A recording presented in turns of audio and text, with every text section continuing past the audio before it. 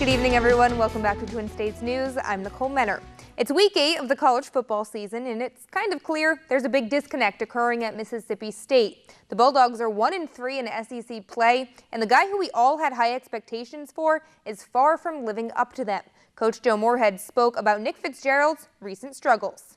You know, production kind of necessitates the lens in which you look at it, and you know, like it or not, the quarterback position is one that receives more credit than it deserves when you do well, and more blame than it deserves when you don't perform up to expectation level. So, we evaluate all the positions the same, but certainly I think we could all agree that the quarterback's a little bit different in scope. The disconnect, you would say? Yeah, disconnect. I think it probably goes along with the three things I just mentioned.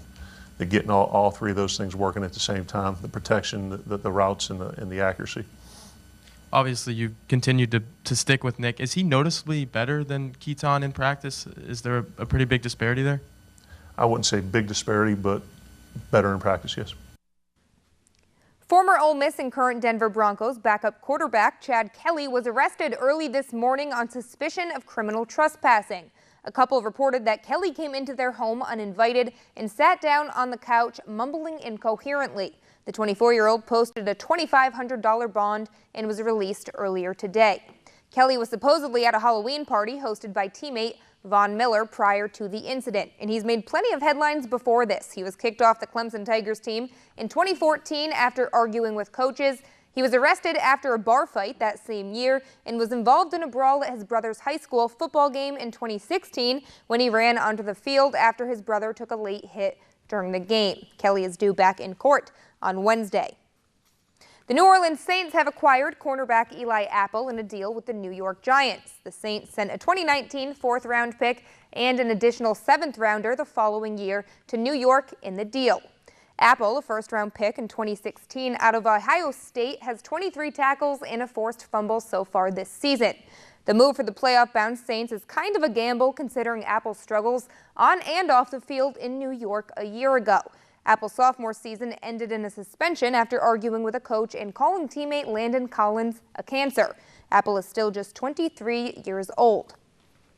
In some baseball news, Atlanta Braves pitcher Brandon McCarthy, who missed the second half of the season with a bad knee, can become a free agent if he chooses to continue his career. MLB and the Players Union have determined that the team has no club option for McCarthy in 2019.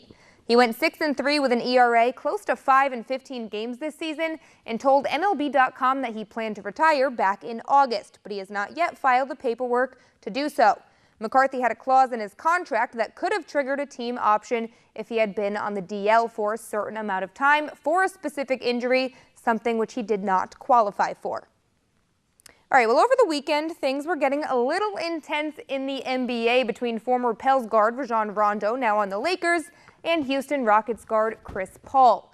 The incident resulted in 3 suspensions for those two and Brandon Ingram. Rondo's suspension was the result of throwing punches and supposedly spitting at Paul, which he spoke about today. Rondo said this is the only time he would address the matter and said, quote, "I had a mouthpiece in my mouth and I was exasperated because I was about to tell him to get the insert expletive out of here." Added that there was no way he intentionally spit with the way his body language was. I feel like Rajon Rondo is kind of always in the midst of some drama.